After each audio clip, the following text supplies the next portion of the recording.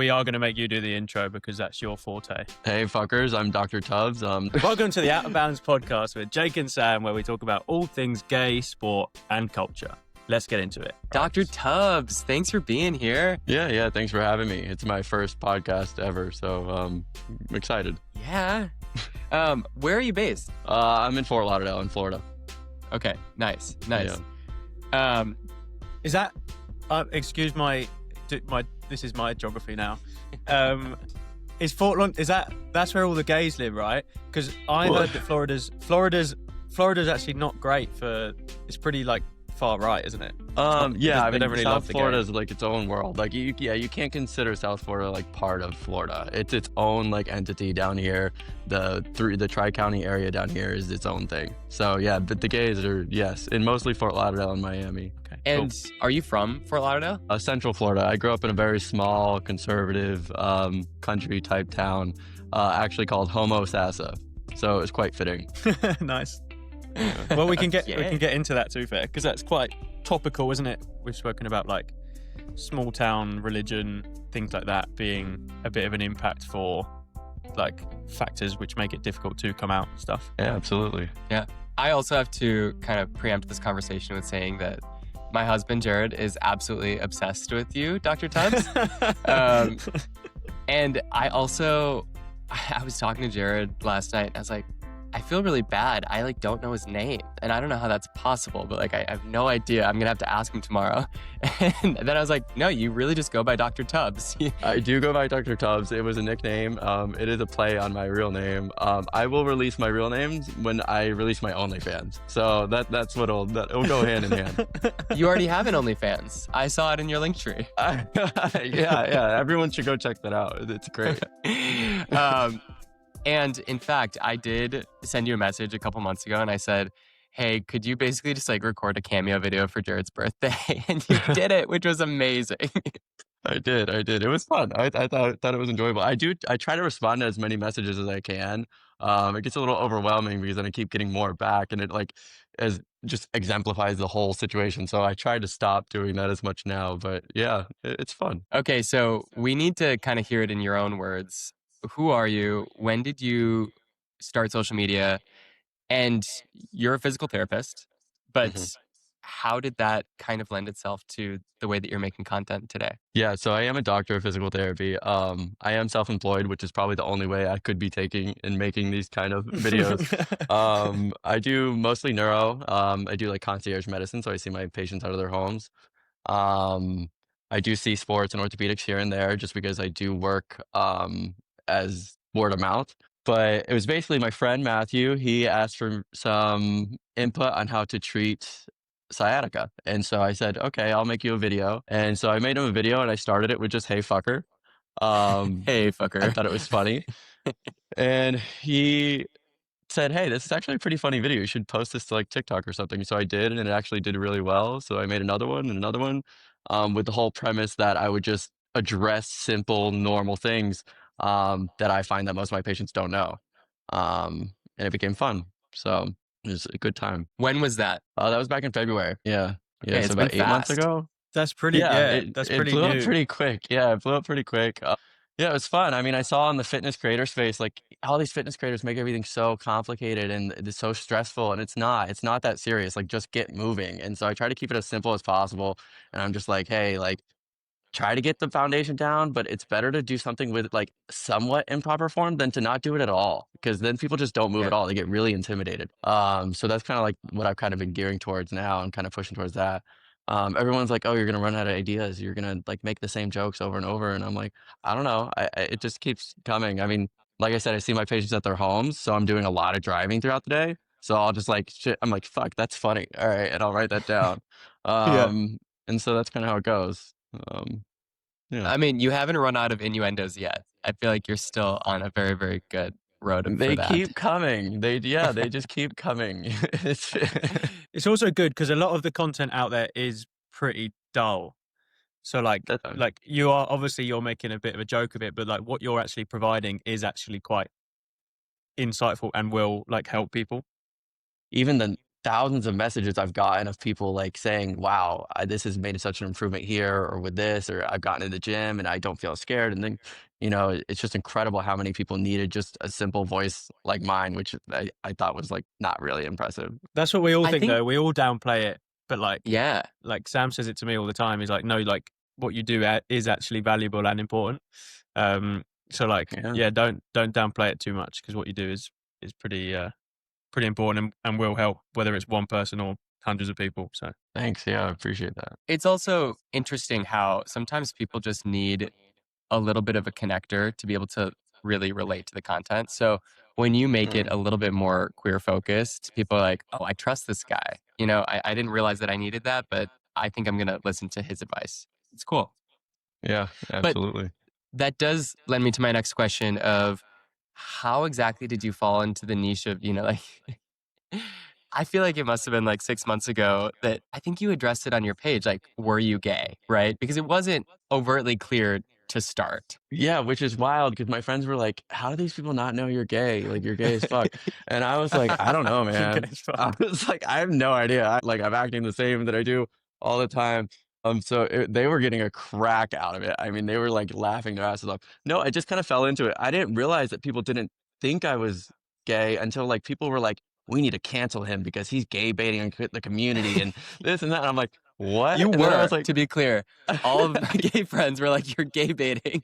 I guess I was without knowing it. Maybe I'm not sure what's going on. I feel like that is quite good for engagement, though. Like when people think that, not like it's necessarily a good thing, No. but like when you do gay bait, like people will engage with it quite a lot because they're like, is he, isn't he? And then it kind of Yeah. becomes like a topic, and then it Yeah, I elevates mean, we the definitely kind spread of- it out over a few videos, kind of like questioning things like that. I thought it was very blatantly obvious, so I was getting a crack out of it. And my friends were for sure getting a crack out of it. But eventually, yeah, I did kind of come out, and my friends say since I've come out, I've lost more clothing, and my jokes have gotten a little bit more vulgar. So more dirty. maybe it's helped a little bit. Are there any jokes that have crossed the line that you think? Not yet. No, I mean, not for me personally. I don't think. I mean, maybe I'm sure for some people, at least the people on Facebook, for a lot of them, it's crossed the line. I get Yeah. like hateful comments from the people on Really? Facebook. Yeah, Oh my gosh. it's a funny one, isn't it? Because like I work with quite a lot of brands, and like you have to be like, I push the boundaries a bit, but like within reason. Whereas I feel like you've taken it to like a little bit of like a Well, and I think I have that luxury because this isn't a job for me, I'm Yeah. not making money off of it. I'm not looking to make money off of it. So I have that luxury of not having to cater to brands, which I'm still incredibly like blown away by how many brands still reach out. I'm getting so many brands reaching out and I'm like, oh, really? Are you sure? So the only one I've worked with they sent me some clothes, was Arai. And I just did that because I thought it'd be fun. But yeah, I mean, I haven't gotten any endorsements, nothing like that, or done any brand deals or anything. Yeah, but I wouldn't even mean, know. to be fair, if the brands are not good, but like if they're quite fun brands, then you could make some really like fun content for them, like pushing it like Yeah. into that realm. So it could Well, be quite so, fun like, to see Sean what you come Cody- up with. Yeah, Sean Cody reached out and they wanted to send me some merch, and I was like, okay, send me the merch. Like that could be a Yeah. fun play. Like, Why not? Yeah. So I feel like there's some sexual health things too that you could do that would be really fun. Absolutely. I've had this app reach out where they do men's pelvic floor health, and I was thinking about maybe doing that one because that is a huge problem for the community. Is What's not that? having that men's pelvic floor health. Yeah. I don't get the But, joke, Sam. I don't get the joke either. Because I need it. Okay. Oh. Yeah, there's a lot of blown out bottoms that need it. So you can tell me the app later. It's fine. That is funny. Yeah, I mean, I'm getting red. We were both like, "What the fuck are you talking about?" God, good thing you can edit some of this. We just got to keep on going. No, this is staying in. This is definitely Oh, staying God. in. Right, Oh. we kind of touched on it a little bit at the beginning when you said you were from a small town. But what's your coming out story? Was it difficult? Like any good stories? Feel free to just offload onto us. So I went to a private Christian school growing up, so it was difficult. I remember in middle school hearing about a kid in my older brother's class that got kicked out of the high school because he came out being gay. So I was like, oh, well, I guess that's never happening. Um, but then once I got to college, I was finding my group and my people, and I felt comfortable. And so I came out my freshman year of college. Um, my family took it really well. I mean, there was one point, my father called me and he was reeling me. I mean, and I was like, shit, like, people started finding out back home, and I thought, oh, he must know. He's really upset. So I called my brother, and my brother's his favorite. So I called my brother and I said, hey, like, dad found out like that I'm gay. Like, can you call him? Well, first I had to come out to my brother. So I came out to my brother. Yeah. And then I called my dad, or I called my brother and said, hey, can you call my dad? He called my father, and my brother calls me back and he goes, well, he didn't know, but he knows now. So he was Oh, just yelling at me shit. for something else. But everything was fine. And then I got an iPad in the mail like a week later, and my brother sent me a coming out gift. I was like, I don't think people do that. But I was like, That's thanks anyways. sweet. It was nice. Yeah, my brother's in the Air Force, so he was like, if you felt like you couldn't come out because it's my job to protect the rights of these people in the country, and if you couldn't feel like that, he was extremely supportive. So I couldn't thank Yeah. him enough. But yeah, everything, I've been extremely lucky. I never had any adversity as far as coming out. I've had really smooth coming out. I'm also like completely oblivious to other people, like what they think of me. So I'm like, I don't look That at people, helps. so I don't even know if I'm getting dirty looks. I might be. But I've been very fortunate in that regard. That's nice. I think it's good for people to hear that. Sorry. I think it's good for people to hear that just from like coming from a small town perspective, and knowing that there's like, obviously sometimes you have to leave those places to then feel comfortable enough to come out. But there Yeah, is I mean, there's hope. like Yeah, I mean, I don't the mean bit to of hope. downplay the harshness of growing up in that reality. I mean, there were points where I was like, of course, growing up to get into the thick of it is like, I was like, I'm either going to marry a woman or I'm going to kill myself. Like, I did have those thoughts growing up. So I don't mean to downplay that for if there's any young Yeah. listeners or people watching it like that, but know that like, it does get better, of course. And especially I think now everyone is coming out earlier, and it is a lot less stigmatized, and it's a lot better for the kids coming up today, I think. So I hope no one has those experiences that I had. But I think they are fewer and far between. I hope. Do you have any in the closet stories? Anything from when you were not out that you are kind of embarrassed by now? Embarrassed by now. I mean, let's just say, like, going to a private Christian school, you see way more dicks than you think you would see. Like those guys are like way more open than you. Like, it's just like insane. So that's. I mean, I didn't really. I know I didn't experiment or do anything too much in when I was in the closet. I think I was obsessed with who's the guy from Smallville? Um, Mm-hmm. yeah, I used to What's his watch name? Smallville like crazy, and I was obsessed with him. I He don't was think we definitely have my big that. crush. No? Oh, it's like the Superman series. Um, and then he was in Dexter later on, but yeah, he was definitely my first crush. Tom That's for Welling, sure. right? Yeah, Tom Welling. Yeah. And I remember like, looking on the internet for Tom Welling naked, and it was a clearly photoshopped photo of him naked, but I was like, so like, this is it. We've all Like, done it. We've all done it. We've all done like, it. clearly photoshopped. Like, it was. So that's probably the most embarrassing not my thing. not my proudest wank. Yeah. Awesome. So I want to transition a little bit more into your job as a physical therapist. We get questions a lot on the podcast about people being injured and how to kind of overcome that. And I'm interested in the biggest mistakes that you see people doing when they are rehabbing an injury. Anything come to mind there? Yeah, so the biggest issue people usually make is that they go back to sport too soon, or they don't give it enough time to heal. That's the number one thing people do. You need to give your body time to heal, and it will on its own. I mean, physical therapy is there to help guide the process and make sure that you get things laying like connective tissue and things laying down in the proper directions and things like that. But besides that, your body will heal, and you need to give it time. The other thing is you need to realize like why you got injured in the first place. You need to fix the underlying issue. So, if you feel great week 1 of running back and you're like, oh, I feel good, but you didn't fix why you got injured in the first place, why you got the plantar fasciitis, why you got the shin splints, whatever it is, then it's just going to keep coming back. So that's the biggest problem with rehab is you need to fix the underlying issue. Yeah. It makes a lot of sense. Yeah. People try to do it on their own, which you totally can, and ChatGPT is great. You can find so much on there. I mean, I'm kind of like a specialist in that regard. So I like when people call me, I'm like, hey, just try like traditional physical therapy first, or try just some stuff online first, see if that works, and then come see me. Because most people, things will heal on their own if they just give it the proper support. People like a quick fix, and Yeah. we obviously, me and Sam are quite like holistic in terms of like fitness and well-being should be like 24/7, like a lifestyle rather than like a do this for 6 weeks and then get fit. But is there any like wonders that you've seen in your like industry that you would be like, yes, like absolutely do that? Yeah, so whether it is like ice something, baths or saunas or whatever absolutely. yeah. I'm huge into the biohacking space, so I really enjoy all of that. Peptides are a great way to speed up the healing recovery process. I can't say that. I don't know. Maybe, I mean, I would use peptides. Um, for injuries and things like that, I use something called the NEUBIE device by NewFit. That's what I've built my whole business on. That's what I highly recommend for people to seek out if you have any lingering injuries or chronic pains. What's that called PEMF again, sorry? therapy. That's the NEUBIE by NewFit. You can find their website and find a provider near you.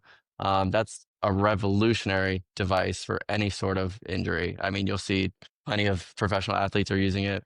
I use it mostly with my neuro patients.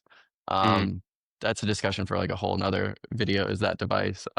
It's pretty incredible. So that device, PEMF therapy, if you can get your hands on one of those are pretty expensive, so you'd have to go somewhere to get them. Or cold laser therapy is another thing that I use quite frequently with my patients. Or even just red light. If you can't afford to go get cold laser therapy done, you can get those red light wraps on Amazon. And I have patients that swear by them, that say that it's helped so much, helps with recovery. My friend was talking about all it. that.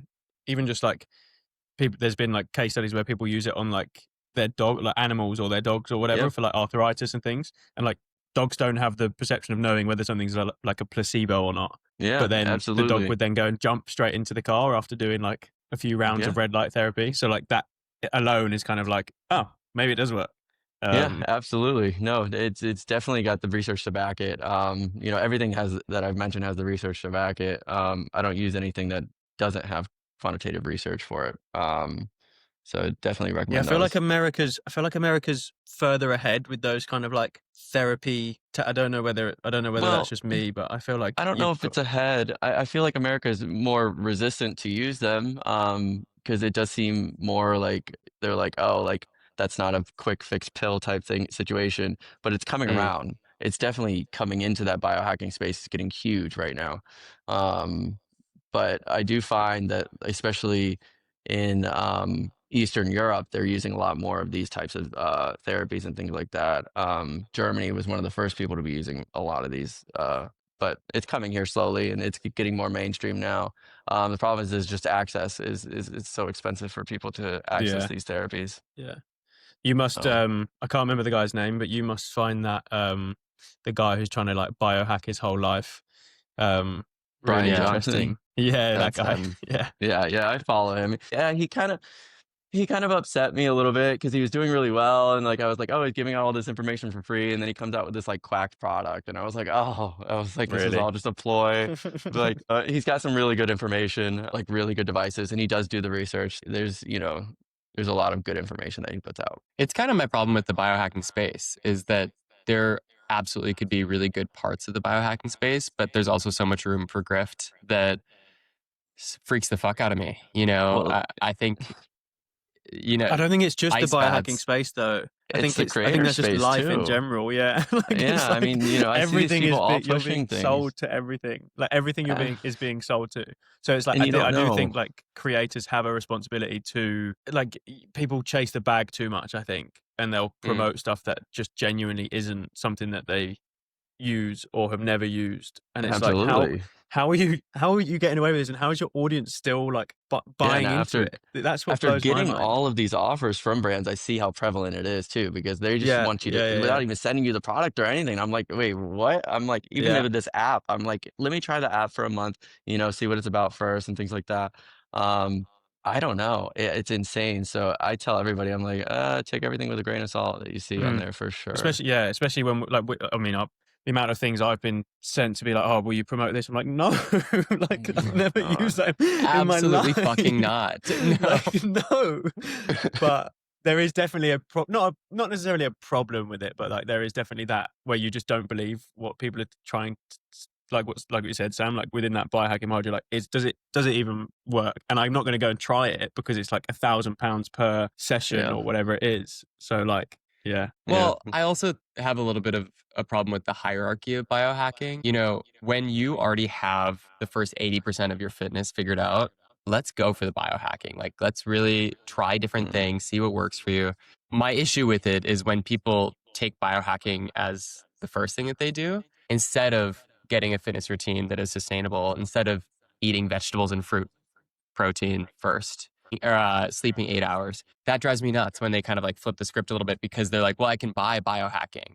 I don't have to work that hard for it. Well, and that's one of my biggest qualms with like the Ozempics and things like that is that people, you know, they're losing all this weight, but they're not changing their diet.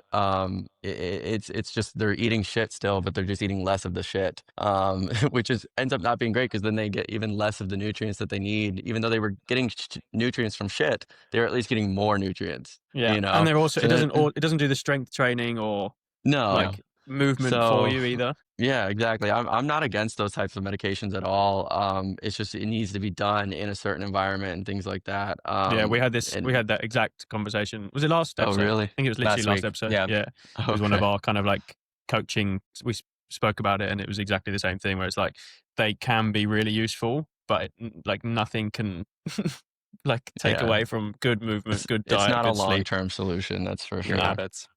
Yeah. Let me ask you, what do you see the relationship between physical therapists and personal trainers? Yeah. So, I mean, I think when you think about personal trainers and physical therapists, I mean, it's really just a team. I mean, you need to think about physical therapists are there to identify and address dysfunction, movement patterns, things like that, and then build up a good foundation. Everywhere that I have worked in the past, and every one of my patients, you know, after they're done seeing me, I always recommend that they do so go see a personal trainer. Because they need to build on that foundation after that. Now, that being said, I have met personal trainers that are on par, if not better, than a lot of PTs that I've worked with. So, and I've seen PTs that are worse, and you know, it goes both ways. So you never know. I mean, people's knowledge bases today, especially with the access to everything they have online, they truly could be an immense, you know, knowledge base on a certain subject, whether it's just shoulders or low back, whatever it is. But yeah, PTs are there to diagnose. You know, we diagnose. That's the big difference between the personal trainers and the PTs. Of course, you know, I treat neuro. I don't know that personal trainers would be doing a lot of stuff that I'm doing with neuro, but it's definitely a lot of overlap. It's just, like I said, it's a team. We're all tools in the toolbox, and it's whatever gets that client better to their goals, and we should all be working together for that. Yeah, nice. Agreed. Yeah, I wish that there was a better way for PTs and personal trainers to work together, because it feels like they're kind of separate worlds right now, but they should be working together. Yeah, absolutely. They really should. They should be working hand in hand. I mean, I treat people all over South Florida, and I have a handful of personal trainers all around that I kind of refer to and come off to. The trouble is all the good ones are full. You know, so the problem with personal training is like there's only so many certifications, and there's only so many good ones, and a lot of people are calling them personal trainers that aren't, and things like that. You know, I think, and also the good ones are expensive, right? So it comes from a place of privilege and financial freedom to be able to go and do physiotherapist and PT and whatever else that you want to do. I'm lucky in that regard. I'm kind of in a bubble. My client base is a very high-end client base. Like I refer out, I don't have to think about those things. If I ask them to buy certain equipment, they buy certain equipment. So I always try, especially in my videos, that I'm like, people don't have access to this equipment. They don't have access to this. They don't have access to this. So I try to do it. I try to let them know that, hey, this is out there. If you are struggling and you've tried everything else, maybe this is something you could save up and try, or work on programs and things like that. And then I am thinking about maybe in the future taking on a few clients online, you know, through this. But right now I'm just too busy. But it maybe in the future I would do that and like do on like a sliding scale, something like that, because there's so many people reaching out that need help, or they're not getting the help that they need. And then if you had personal trainers that, you know, I could like, that I knew, I wish there was a huge list of like amazing personal trainers that I could just be like, you need to see this guy, you know, because most of it can be just fixed with just exercise. It's just a matter of prescribing the right exercise. And if you have a good personal trainer that knows, I could say, hey, they're weak in this, this, this, and this. And I give them to that personal trainer, and that personal trainer knows, okay, I need to do this exercise, this. So that's what I say. It's like the assessment and the movement dysfunction patterns. That's where PTs really excel. But it's that exercise prescription and like the following up that the personal trainers really, I mean, they have that knowledge. At least the good ones do. And if they don't, it'd be very simple for physical therapists to be able to train those personal trainers so that they had that knowledge, you know? Yeah. There's a business here that has not been fleshed out yet of, you know, being able to have some physical therapists in the business that then are like trickling down the knowledge to the personal trainers. It just hasn't been figured out. But if you want to do it, you should. I think it's great. Yeah, I've always thought, I was like, you know, I want to just have a clinic where like you have like the big open space and then there's a bunch of rooms around the side, kind of like those salon lofts where you have all the different people doing nails and all that. And then you have a chiropractor there, you have a physical therapist, you have personal trainer, you know, you have a massage therapist, you have somebody doing dry needling, you have everything in there because it's never just one thing that gets someone better. It's always like a conglomerate of things that comes together and it improves everything. And if everyone could work together and do that, it would be fantastic. But that just doesn't exist because everyone's egos get in the way and money gets in the way. And people are like, well, what I'm doing is better than what you're doing or this and that. And that's why I work by myself. Yeah. Save the headaches. Same. Yeah. Exactly. Jake, do you have any other questions for Dr. Tubbs? I think we've got one final question, and that's on the OnlyFans side of things. I don't really know. We don't really have like a question. It was just kind of like a topic because it can be such like a taboo thing. So it's like, what's your stance on it? Obviously, you're creating or you have started creating one. And I'm not. No, I'm not. You're actually not. No, I'm not. Oh. No, people need to go to Dr. Tubbs' link tree because I need to go to it now. No, I'm not creating an OnlyFans. I mean, you know, you never know. I won't write it off. Would you as though? of now, but I have nothing against it. I mean, like living in South Florida, I think it's like the mecca of OnlyFans creators. I don't know if it's like as soon as you open an account, you have to move here because they're all here. Yeah, it's pretty crazy. So I know a lot of them. I'm friends with a lot of them. I have mad respect for all of them. Most of them are not like, it's funny. Like once they started doing it, they like stopped going out as much. Like they stopped drinking, they stopped doing it. And I'm like, what's going on? They're like, I'm just focused on my job. And I'm like, oh my God. I'm like, it's like the complete opposite of what you would think. You know, I'm very much into you can do whatever you want as long as you're not hurting somebody else or, you know, bothering anybody else's like rights and this and that. You can do whatever you want. It really doesn't bother me. I don't know. Yeah, maybe you'll see me on there one day. Who knows? I mean, maybe. I'm sure a lot of people would want you to. I think I get about 10 messages a week saying, when are you going to create one? So exactly. Yeah. Oh man. But yeah, thank you very much for joining us. Thank you so much for joining us. This is great. Been a pleasure. Thanks for having me. Nice one, mate. All right, bye, fuckers. I know that you started to sweat, but so did I. I was like, I had to turn my fan on because I was like, oh shit, he's I'm really turning going mine down on the now. wrong lane. Why did you let me do that? The good part is that, like, did you go to it now? Yeah, blue balls. Yeah. I'm stuck. Kills me. You prick. That's not even funny. Why would you let me do that? It was on the notes, and you were like, "Oh, you put it on. You put on the OnlyFans. You even let me into it and went, "Oh, Jake, do you have another question?" Fuck you, Sam. That wasn't very collaborative of me. Sorry. That's great. That's great. Roxy's heard me laughing. Roxy, come here. It's like, oh god. Come here. Come. We just have one more question for you. What do you think about OnlyFans? Obviously you've started one. So. Fucking hell. Okay. So, in the gay news. In the gay news, let's do it. My first story this week was Vice President Kamala Harris. Her new book came out. Fuck American news. To be fair, we like I'm we done like with you guys. Yeah, but it just sucks.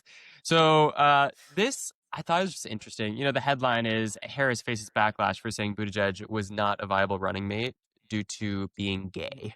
Yeah. What do you think about this? But she like that. She's not saying that for.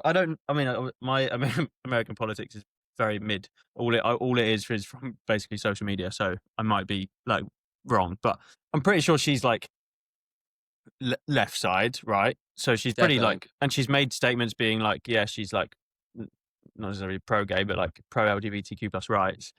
Yeah. So I don't think she's saying it from like I can see why she's saying it, but because she's then saying it, it then leads to kind of conversation. Yeah. And I was interested in what you thought about this being from the UK, because I think it's a little different when you have more like domestic knowledge. So that's interesting that was kind of your take. She definitely is very pro-gay. She's from California. She was the attorney general there, and she's always been really pro-gay. So this was kind of spun as like, oh, she's being homophobic, even though that was really not it. It was just that I think she's probably right. If she would have picked a gay running mate, then it really would have you've got hamstrung her. A black woman and a gay guy. That's like being a black female is pretty tough in politics as it is. And then you've got a gay male, and you're up against Trump and all of his brigade. So you can see what she said, but then obviously like as soon as it's said, it becomes clickbait and turned into. But I think I've interpreted it in that way, but other people might not. So have you watched any of Buttigieg's like speeches or his debates? I see stuff come up. Like I'm kind of like my algorithm kind of, because I engage with it a little bit.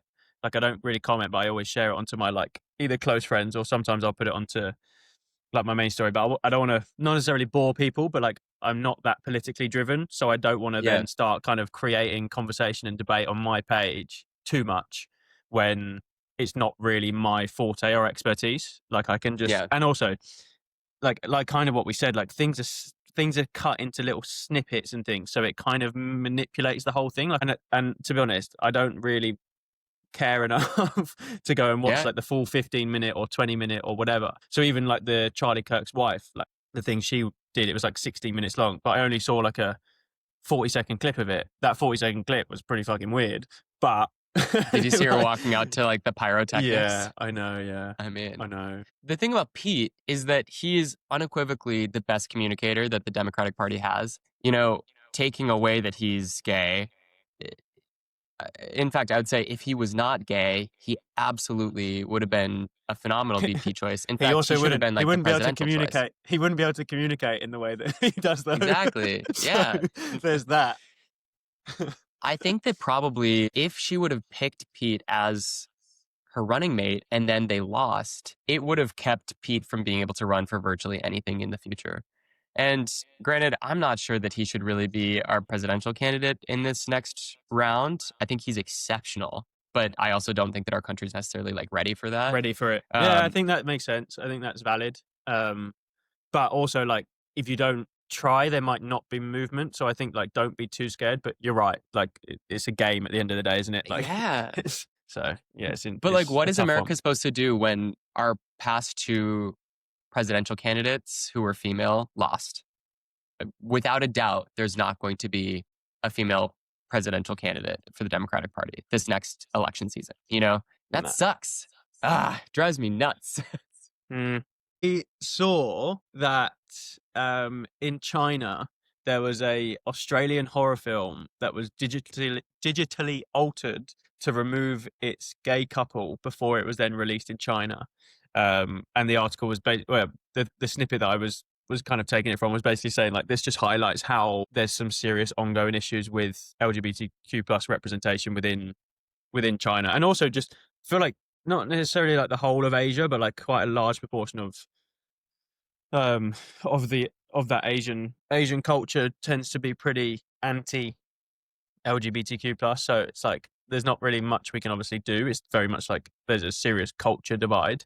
Like you can kind of see that like a mile off, but it's scary for those in those countries that are gay, and they like they're being taken away from any form of representation. And then also like if they are gay, then there's a lot of kind of backlash on it, legal wise, and also just like within your own community and friends and family, which is pretty sad. So, yeah, seems to be going backwards a little bit. And I think we've also seen that within UK and US as well, that there's quite a lot of pushback at the moment. It's odd to me because I'm definitely not an expert on world religion, but Asian cultures not being just like 100% Christian, like so much of America and so much of Europe is very odd to me that they would be anti-gay, because it seems like Christianity is kind of like, what's the biggest religion in China?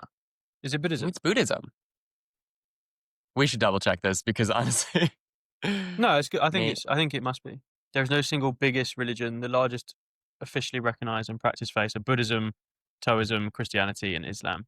But yeah, I would say probably. I guess, Christianity and Islam would definitely be the drivers to be anti-gay, but I'm pretty sure that like Buddhism is not, it's not.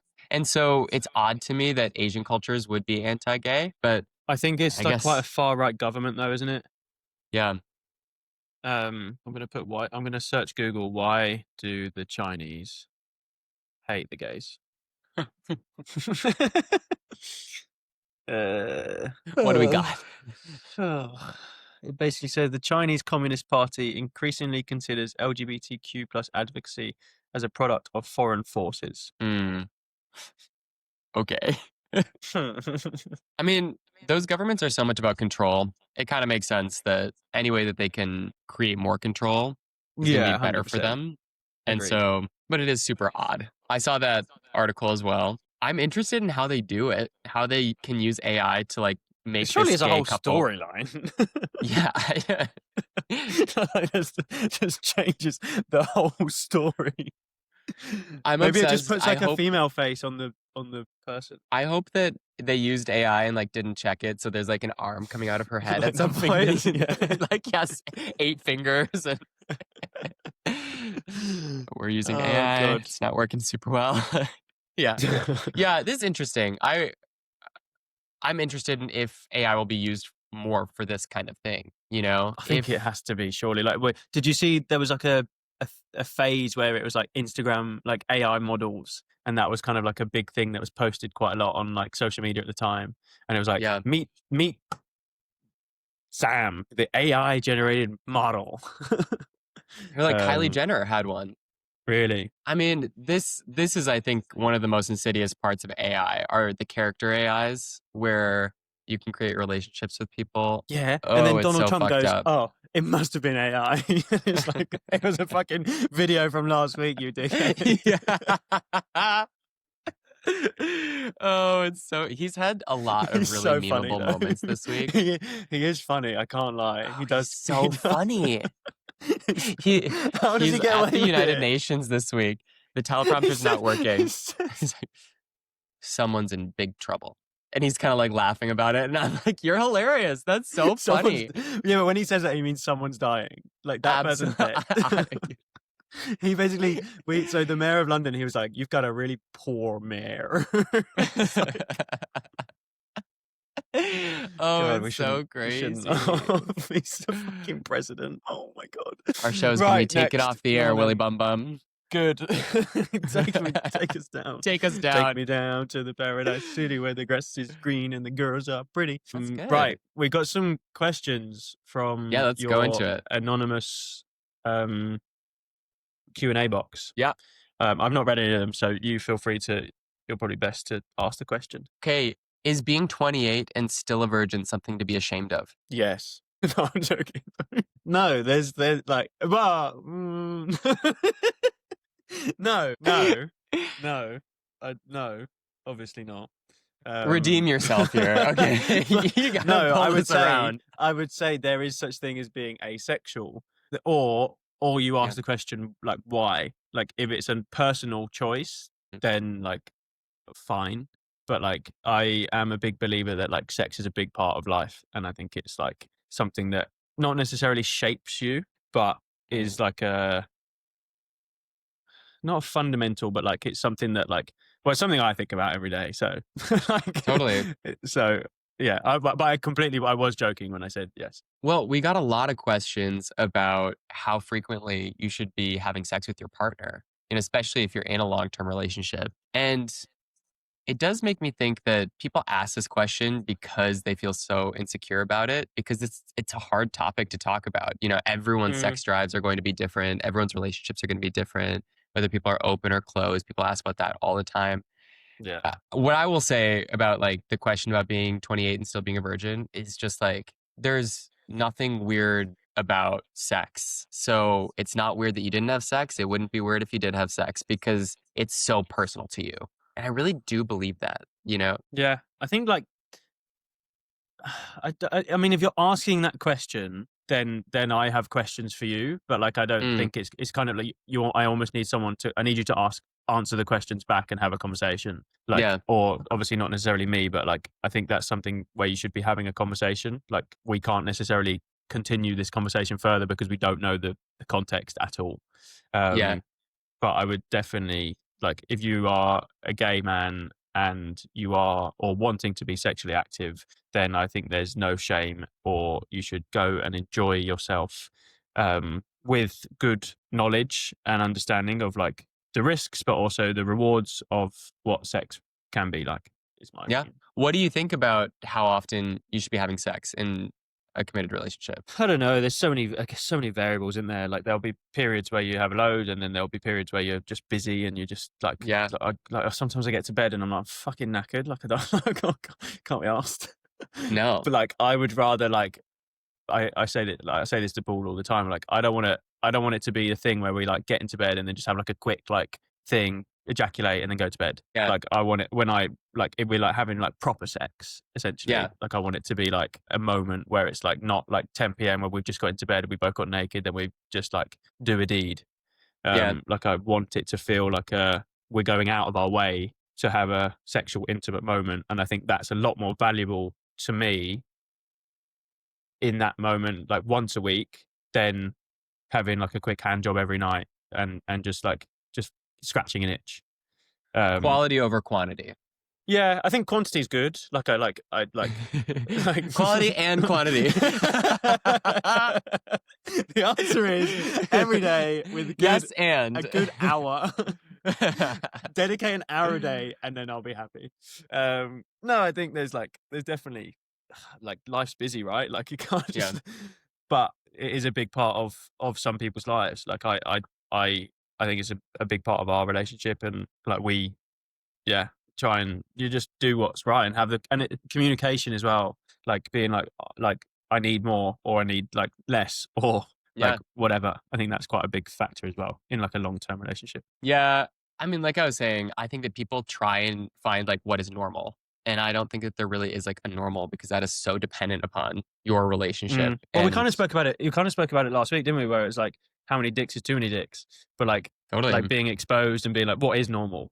And it's like, whatever works well for you, really. Like, that you can obviously have conversations with other gay friends or other gay people, and you might not have any. So this conversation might really benefit you. But like, there's no you must be having once a day, otherwise your relationship's shit. Yeah.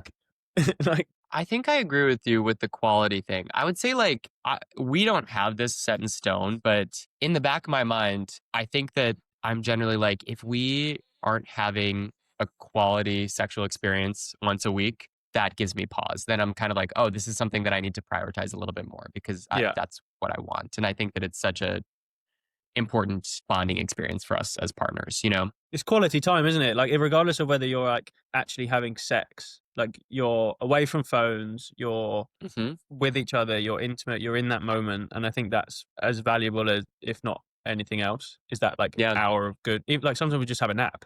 Like, we're just in the middle of the day, but just be like a planned, organized, like cuddle, essentially. Yeah. And then it turns into a nap.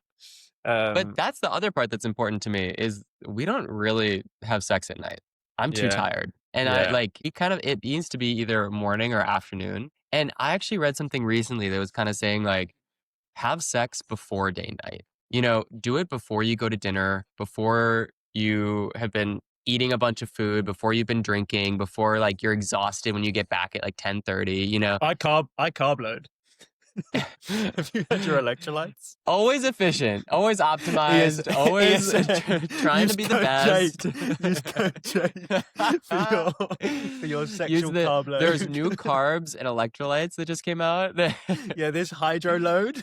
I'm cutting this from the podcast. We are not technically sponsored. It helps your load. It helps your load. No, shut the fuck up. This is actually hydro load. No, I'm gonna come so good tonight. Yeah, when you said hydroload and you were trying not to laugh on your story, I was like, "You're a child. You're 9 years old." The amount of replies I had to that as well. Oh, totally. Right. Okay. Next question: who can do high rocks the fastest, Sam or Jake? Sam. Next question. Sam. Very Jake intimidating. Was, if Jake had a broken ankle. Okay. Very intimidating in the gym as a tall, lanky man. Help! I can't lift heavy. What do you think about this? You've never had this experience, so I shouldn't ask you. Hey, have you not seen pictures of me when I was a kid? I was skinny. No, you've always been I was a little kind of twink. like, Nah, yeah. I was a late developer. I was in the gym hustling. Every day I'm hustling. I'm hustling hard, motherfuckers. I would say that I would try, and it's very difficult to, but I would try and care less about what other people think. Like, you're in the gym, like other people It's the aren't. only thing you can do. It's the only thing you can control. It's just like, I don't give a fuck what other people think. Or a good thing to do, like if like depends on what gym you go to, but like try and build the courage to have conversations with people in the gym. And then like a big thing that I like sometimes, like having the conversations with people and then explaining like your journey and your process, allow them to have empathy, allow them to help you, and like maybe like jump into a session with them, or like they could show you how to do certain movements and things. And then that creates your own gym culture. Like everyone's gym experience is so different when they go into the same gym. Like if you go and talk to 3 different people, you'll be like, oh, sick. Like that, like had really good conversations with like 3 people. If you go in with your headphones on, like zoned in, locked in, and you want to have a really good session, great. But you're going to have a completely different session to that person who potentially had conversations, and then the next session you go in again and that other person's there and you go, oh, hi mate, like fist bump. And it's just that small interaction. And then that creates kind of like a new gym journey for you, rather than just going in and being like shy in the corner, which is really difficult to do. And I'm saying that as if it's easy. Like even me, someone who's like life revolves around the gym, like I still would sometimes struggle to go up to someone and have a conversation. Yeah. Like that's just like human interaction rather than like place and space. You know how you can have those friends who you haven't talked to for years, and as the time goes by, you're like, they hate me. Or like, I don't like them anymore. I only see them on social, so they're annoying, whatever. You know what I'm talking about?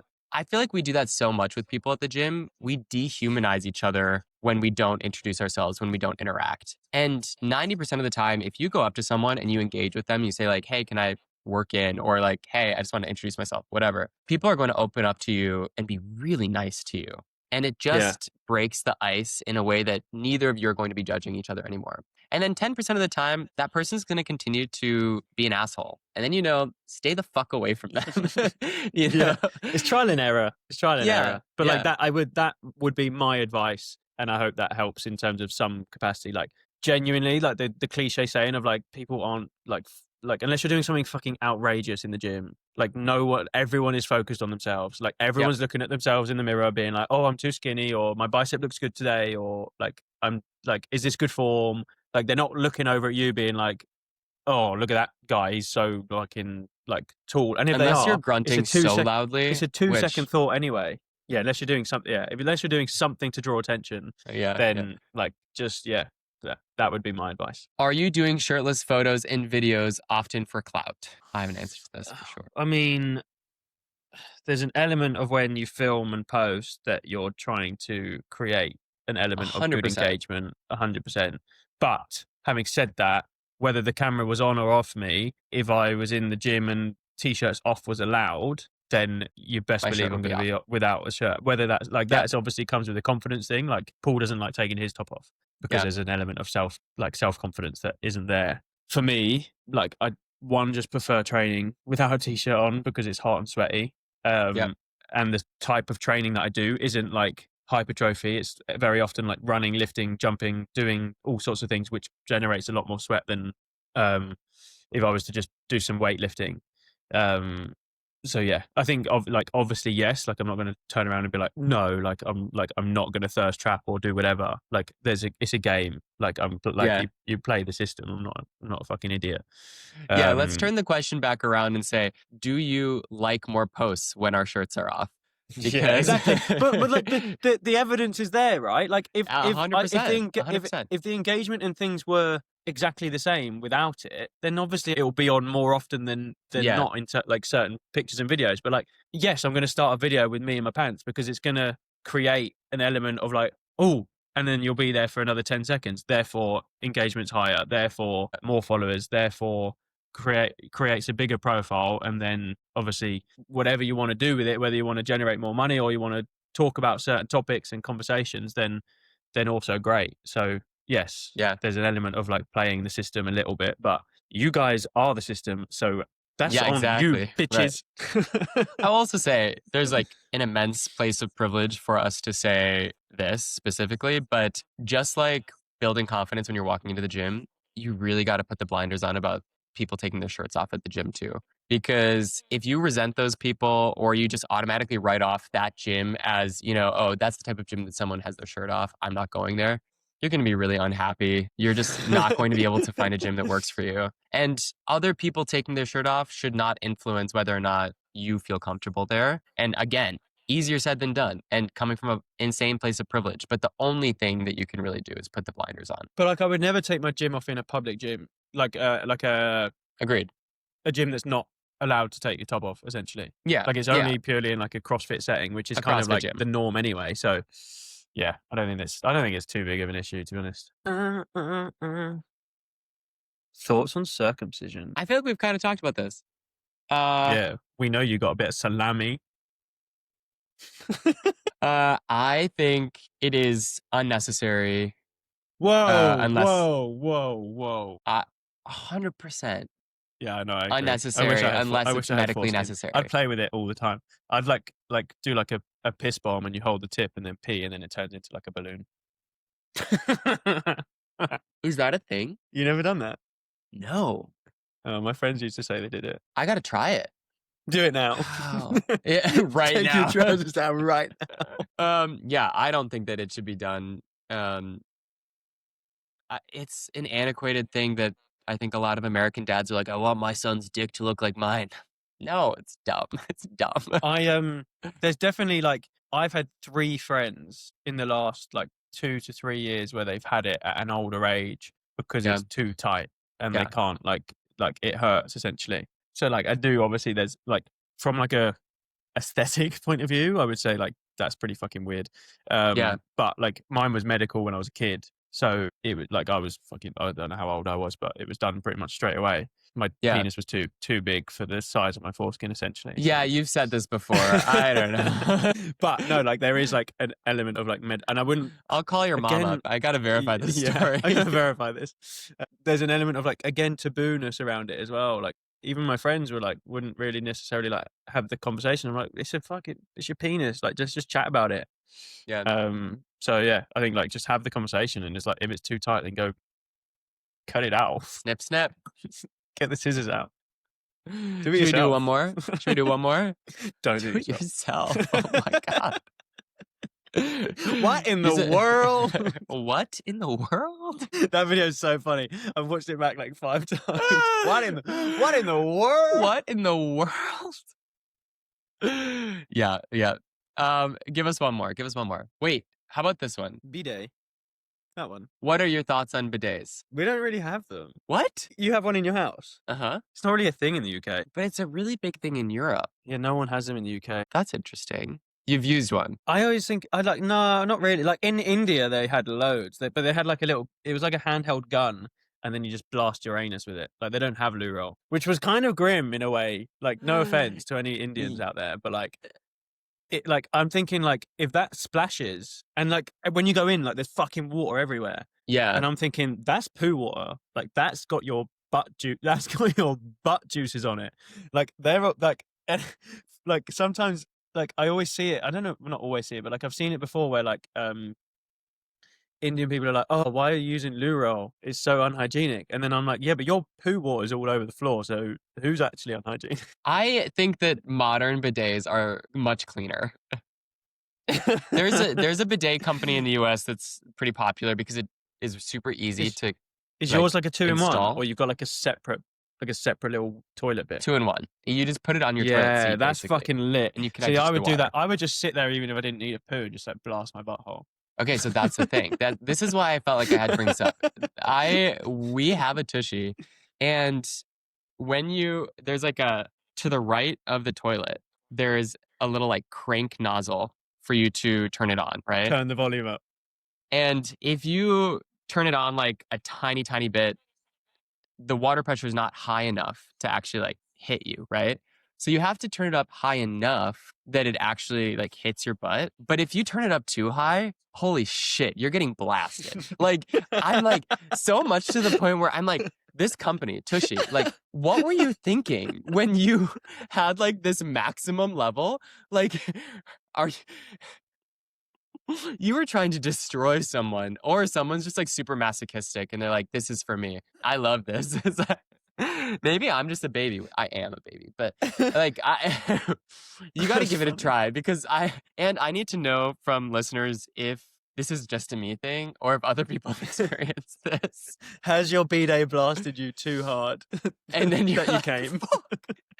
No, not that. But what in the world? What in the world?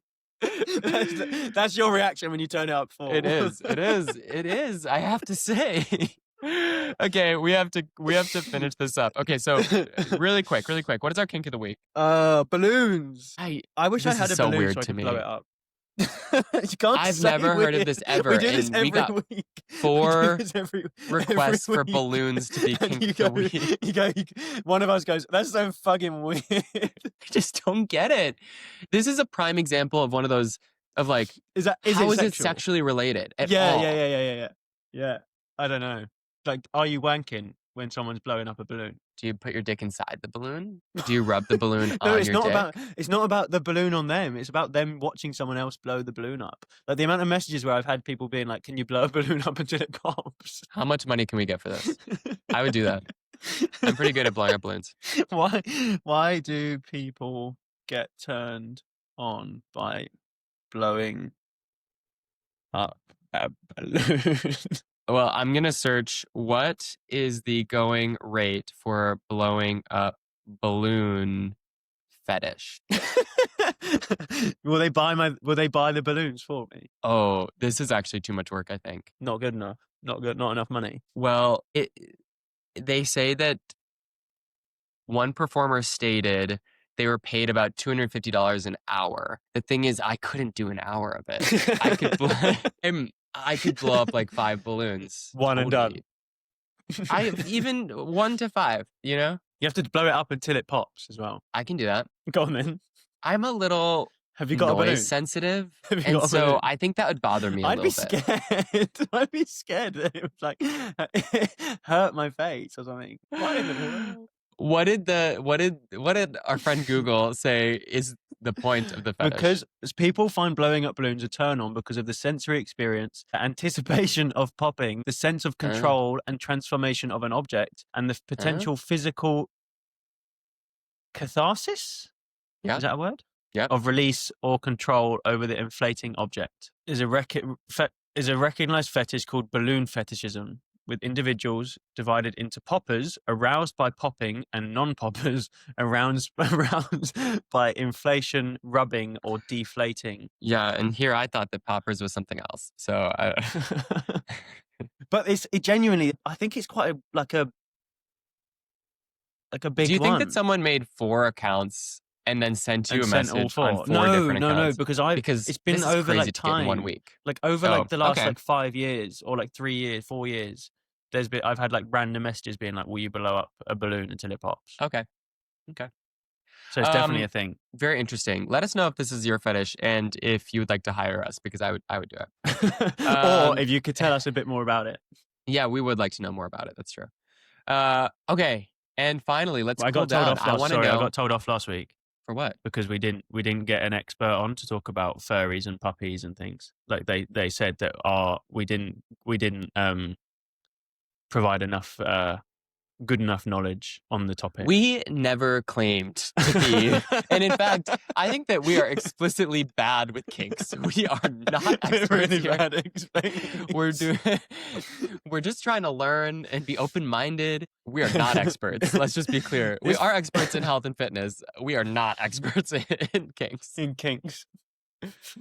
So just to reiterate. Oh, it's funny. Let's cool it down. I want to know all about your race. How'd it go? Maastricht. In Holland, it was good actually. I ran a decent time, not like outrageous, but a good time for my season opener. So I'm pretty happy. I came 12th great. overall, but it was a very stacked field, like very, very good. And it goes across 2 days, so it's hard to kind of be like, oh, you came 12th. When if I was in the next day, I might have ran a bit quicker. So who knows? Yeah. But I felt good. Threw up in a bin again, which was never great. But yeah, the venue was super hot, so I'm pretty happy with my performance. And I think there's quite a lot to like build on into the new season. So yeah, happy days. Can't Any complain. takeaways from that race? My biggest takeaway is back my fitness a little bit more, like be a bit more aggressive on the stations, and like attack the runs as well. So like, yeah, just a mindset thing. Like, don't be too comfortable. Like, find the edge of like dropping out a little bit more, and then that will lead to like a faster time. So a lot You of felt it's, like you were mindset. a little too cautious here. I mean, I say that I still threw up in a bin afterwards. So Yeah, like, totally. I mean, I was working hard, pushed. but I think that was Yeah. I think that was more down to like the venue was genuinely really, really hot. So I think that was down to like an element of dehydration, and also like from doing a bit of reading. Like I think some people when they train and work really, really, really hard, their blood goes away from their like essentially internal organs, so like your digestive system and things, and then it kind of like just creates this kind of like bowel impact, which I think probably happens to me. So yeah, I think I could have gone a bit harder in the moment, but then you always think that after a race anyway. So Did you fuel it all during the race? What, throwing up? Did you fuel it all during the race? Oh, did I fuel? Yeah, I have 2 gels each time. 2 gels. Every race. When do you do that? One just before, and then one. I think I did it just after the sled pull. Oh, pretty early on. Yeah. And then you So don't take any water. But I've already throughout. warmed up for like half an hour, and then I'll have one just after the warm up, and then I'll have one on the. So that's about 16 minutes in, I think, after the sled pull, roughly. I'm just concerned. I feel like every time I cramp up during the lunges, it's kind of my only like. I get freaked out about it now because it's happened twice. Where do you cramp up? My quads. Quads, or yeah. maybe just lean forward a bit more, make it more glutey. Lean forward, try and get it more glutey. That's what I try and do. I feel like the damage has already been done when I get there, you know? Yeah. So like even when I try and make it glutey, like the quads are already like kind of it's hard. seizing up a little bit before. I think it's because I pushed the row a little too hard. I need to like chill out a little bit. Maybe chill out on the row, and then maybe even like a wider stance as well. Maybe, I don't know. That'll bit of a wider lean forward. Just need to protect your back a little bit. But you're at the lunges. You're so far in. Like you've only got one more run and one more station, so you kind of just got to commit. And You just got to do it. Like I've cramped up a few times on the lunges, but as long as it's not awful, like just shake it off quickly, and then you should be able to kind of push through. Yeah. We've fine. got our doubles race coming up this weekend in Boston, which is exciting. You should come. It's You coming? exciting. I can't make it out, unfortunately. Oh, whatever. I've got to go to Hamburg. So you are doing it. You're going to do it. Well, no, I might go to Rome, but I'm going to wait till the results tomorrow and see how fast people run. And then if people run really, really fast, because for context, it's a 1 lap route, which means that it could be very quick course. And for what I'm trying to do, your time is very, very, very relevant. So if it's a quick course, then I might go out and do it. And then I'll fly to Hamburg. I'm in Hamburg for a week. And then I've got my first elite doubles race of the season, which is like on YouTube. So you can all stream it and watch me run around really fast, which will be fun. Yeah, that'll be very cool. I wonder if it will be much faster. We'll find out. And then I'll fly to Rome. I don't mind the layout for Boston. It's a better layout than the New York one was. New York was outside and fun though, wasn't it? New York was fast. New York was outside and fun. Yeah. So exciting stuff. Okay. Guys, Well, we have thanks one for more. listening, We only y'all. have one more episode. This is the penultimate episode. Here we go. Not ever. Who's going to not be ever, our not guest? ever, not Who's ever. our guest? We'll come back. Be my guest. Be our guest. What's that from? Be our guest. What's that from? Are you kidding? Oh, yeah. What? I just had a bit of a brain fart, all right? Oh my Be our guest. God. Oh, yeah, it's the little lamp people, isn't it? Exactly. Lumiere. That's the one. Lumiere. Okay. Wait, oh, that's good. Thank you. Okay, we gotta go. Thanks for listening, Bye. y'all. See ya.